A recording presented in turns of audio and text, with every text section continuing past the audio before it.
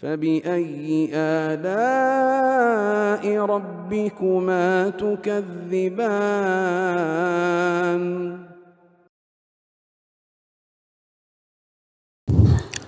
إن الحمد لله نحمده ونستعينه ونستغفره ونعوذ بالله من شرور أنفسنا وسيئات أعمالنا من يهده الله فلا مضل له ومن يضلل فلا هادي له أشهد أن لا إله إلا الله وحده لا شريك له وأشهد أن محمدا عبده ورسوله يا أيها الذين آمنوا اتقوا الله حق تقاته ولا تموتن إلا وأنتم مسلمون يا أيها الناس اتقوا ربكم الذي خلقكم من نفس واحدة وخلق منها زوجها وبث منهما رجالا كثيرا ونساء واتقوا الله الذي تساءلون به والأرحام إن الله كان عليكم رقيبا يا أيها الذين آمنوا اتقوا الله وقولوا قولا سديدا يصلح لكم أعمالكم ويغفر لكم ذنوبكم ومن يطع الله ورسوله فقد فاز فوزا عظيما أما بعد فإن أصدق الحديث كتاب الله وخير الهدي هدي محمد صلى الله عليه وسلم وشر الأمور محدثاتها فإن كل محدثة بدعة وكل بدعة ضلالة وكل ضلالة في النار. معاشر المؤمنين jemaah Jumat rahimani wa rahimakumullah. Diriwayatkan oleh Imam Al-Bukhari dan Muslim dari Abu Qatadah Ibn Rib'i Al-Ansari radhiyallahu taala anhu. Beliau berkata, anna Rasulullah sallallahu alaihi wasallam marra alaihi bi janazah. Sungguhnya Rasulullah sallallahu alaihi wasallam pernah dilewati oleh rombongan yang mengiringi jenazah. Kemudian Nabi berkata, mustarihun wa mustarahun minhu. Ada yang beristirahat dan ada orang yang manusia beristirahat darinya. Maka para sahabat bertanya, ya Rasulullah, manil mustarihu wal mustarahu minhu? Siapakah yang beristirahat dan orang yang manusia beristirahat darinya? Kemudian Nabi SAW menjelaskan, al-abdul mu'min yastarihu min nasabid dunya wa adaha ila rahmatillah.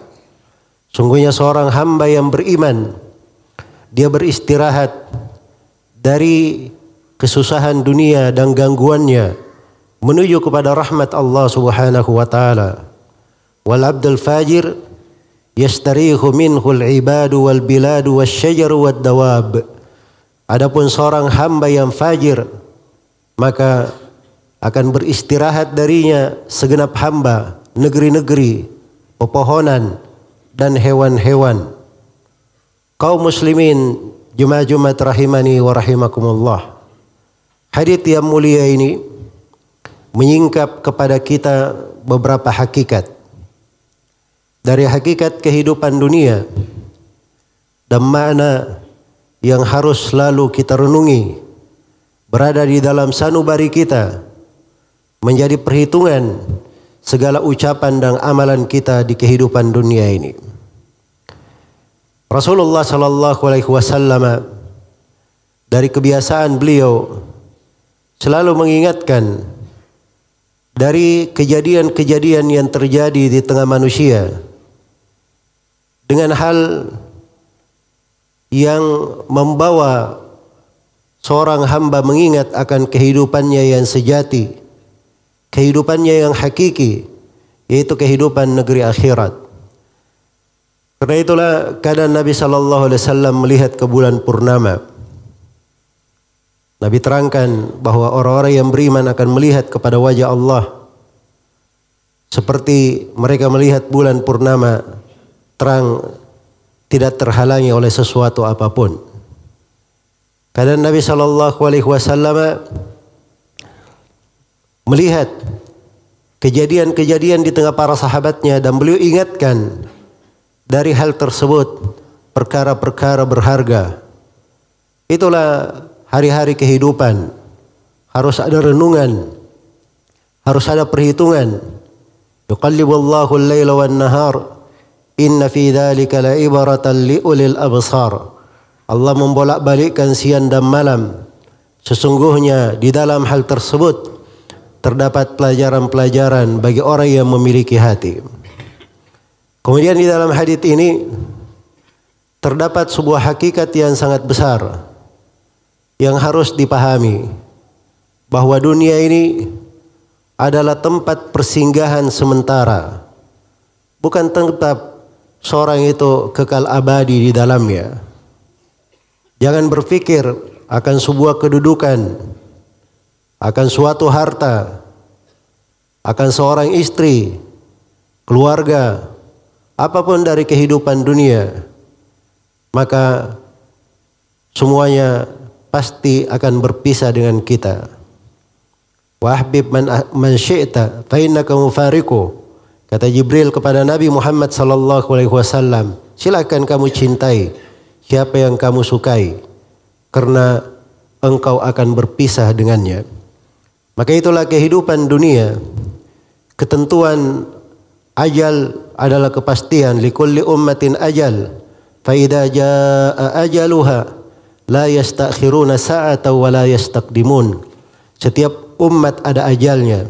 Apabila telah datang ajalnya, maka tidak bisa dikedepankan walaupun sesaat, dan tidak bisa pula diakhirkan.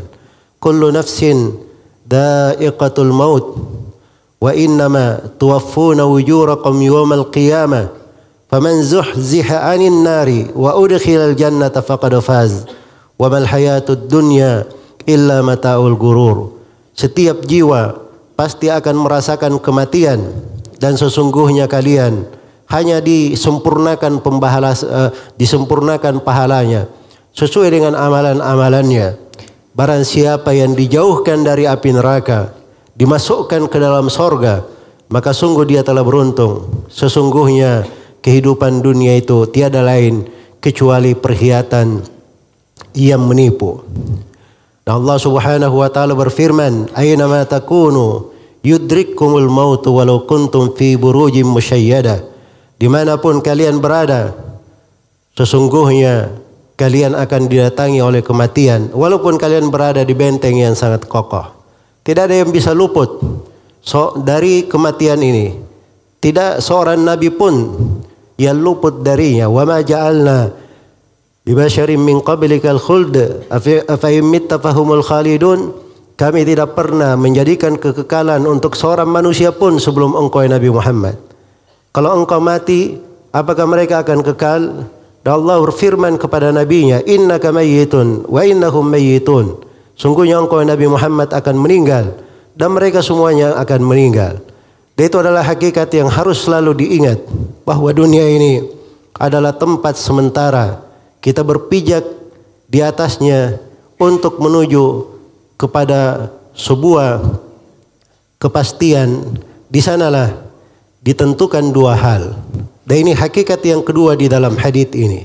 Rasulullah sallallahu alaihi wasallam menjelaskan bahwa manusia ketika meninggalkan dunia ini ada dua golongan.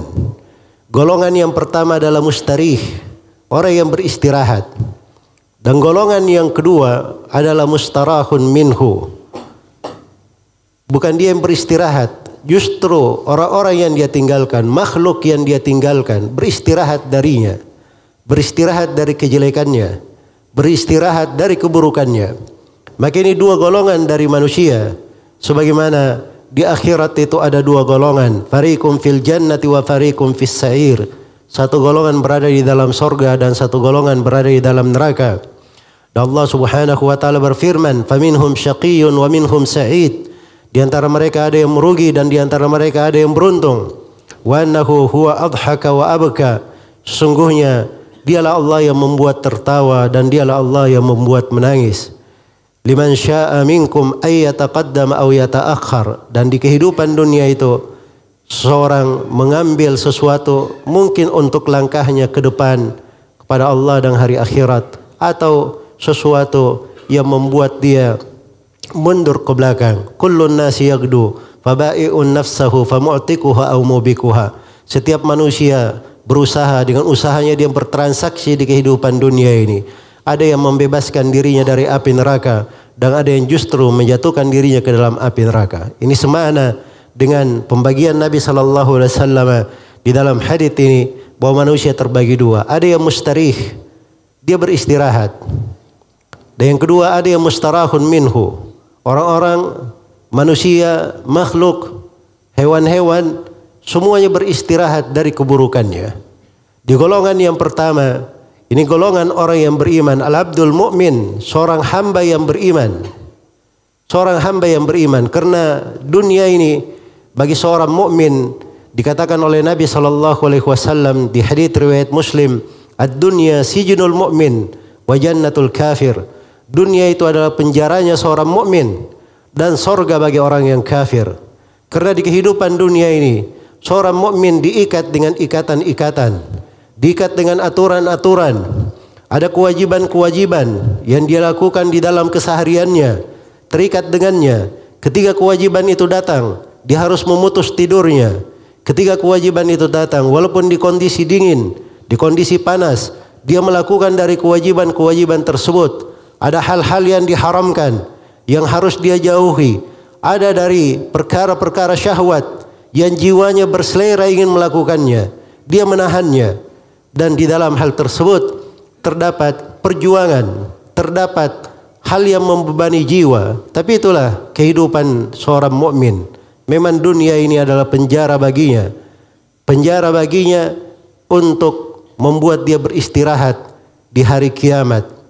Karena itu kata sebagian dari as-salaf, ketika ditanyakan kepadanya bagaimana, dan dia terlihat betul-betul bersusah payah di dalam beribadah dan membebani dirinya, kenapa engkau bebani dirimu dengan hal yang seperti itu? Kata beliau, saya menghendaki peristirahatan untuk jiwaku ini di hari kiamat. Maka hakikat dari amalan yang dilakukan oleh seorang hamba itu adalah untuk peristirahatannya. Sebagaimana seorang penuntut ilmu, dia duduk untuk belajar.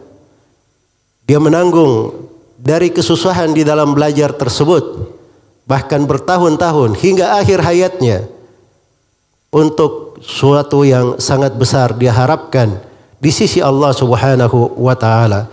Maka makna ini adalah makna yang sangat agung yang harusnya diingat. Dan seorang mukmin dia keluar dari nasabid dunia, dari keletihan dunia, wa'adaha, dan gangguannya. Karena dunia itu banyak gangguan di dalamnya. Kesenangannya kadang merupakan kesedihan, kenikmatannya kadang merupakan siksaan, kelapangannya kadang kesempitan terhadap jiwa. Dan itulah dunia.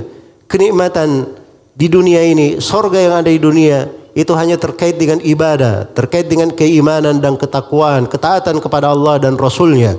Itu kenikmatan sorga seorang mukmin di dunia yang mengantarnya kepada sorga akhirat. Sebagaimana di dalam hadits ini dikatakan bahwa seorang mukmin beristirahat dari nasabid dunya wa adaha ila rahmatillah, menuju kepada rahmat Allah Subhanahu wa taala. Ini puncak yang ingin dicapai di dalam kehidupan, menuju kepada rahmat Allah Subhanahu wa taala. Untuk hal itulah seorang hamba bersegera, bersungguh-sungguh, dia berlari kepada Allah, mencari rahmat Allah di dalam mentauhidkannya, di dalam meninggalkan kesyirikan, di dalam menunaikan kewajiban-kewajiban, rukun-rukun Islam, meninggalkan dosa-dosa besar maupun dosa-dosa kecil. Bahkan kadang dia meninggalkan hal-hal yang makruh untuk lebih mendekatkan dirinya kepada hal-hal yang disunnahkan, menuju kepada hal yang mendekatkannya, lebih mendekatkannya kepada Allah Subhanahu wa taala setelah menunaikan kewajiban-kewajibannya. Dan ini jenjang-jenjang penghambaan di dalam kehidupan. Adapun seorang fajir, ketika dia meninggal, semuanya beristirahat darinya. Hamba-hamba beristirahat dari keburukannya, karena dia hidup tidak mengganggu orang pun dengan lisan dan tangannya. Kefajirannya itu bisa mendatangkan musibah dan malapetaka, bisa mendatangkan bahaya bagi orang lain. Demikian pula negeri-negeri yang dia berada di dalamnya, bumi yang dia pijak, langit yang menuduhkannya, langit yang meneduhinya, tidak beristirahat dengan orang-orang yang seperti ini. Karena itu ketika Fir'aun dan bala tentaranya dibinasakan, Allah Subhanahu wa taala berfirman, "Fama bakat alaihimus sama'u wal ard." Langit dan bumi tidak pernah menangisi mereka, justru bergembira dengan kebinasaan orang-orang yang seperti itu, beristirahat darinya, dan seluruh yang dilakukan di atas muka bumi ini akan dipersaksikan. Karena Allah Subhanahu wa taala berfirman, "Yauma idzin tuhadditsu akhbaraha." Pada hari kiamat, bumi itu akan bercerita tentang berita-berita yang dia lakukan yang dilakukan di atasnya. Dan kadang seorang melakukan amalan-amalan, bukan cuma manusia, negeri yang dia pijak terganggu, hewan-hewan juga terganggu, pepohonan juga terganggu. Dengan perbuatannya terjadi kerusakan di sana sini. Dan itulah pengaruh dari dosa-dosa, pengaruh dari kejahilan, pengaruh dari mengikuti syahwat dan hawa nafsu, pengaruh dari mengikuti jalan syaitan, pengaruh dari mengikuti jalan kaum munafikin, orang-orang kafir yang merusak. Akhirnya terjadilah kerusakan di sana sini, dan seorang yang fajir ketika dia keluar dari dunia ini, semuanya akan beristirahat darinya. Maka ini hadits yang sangat agung, perlu untuk direnungi. Aqulu ma tasma'un wa astaghfirullaha li wa lakum wa lisairil muslimina min kulli dhanb fastaghfiruh innahu huwal ghafurur rahim.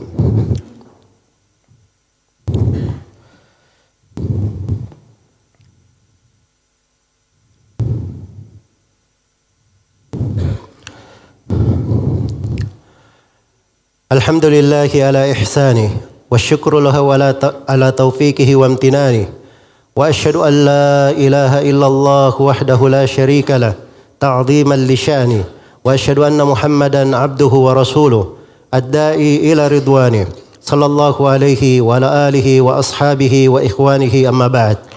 Kaum muslimin Jumat-Jumat rahimani wa rahimakumullah. Dua golongan, mustarihun wa mustarahun minhu.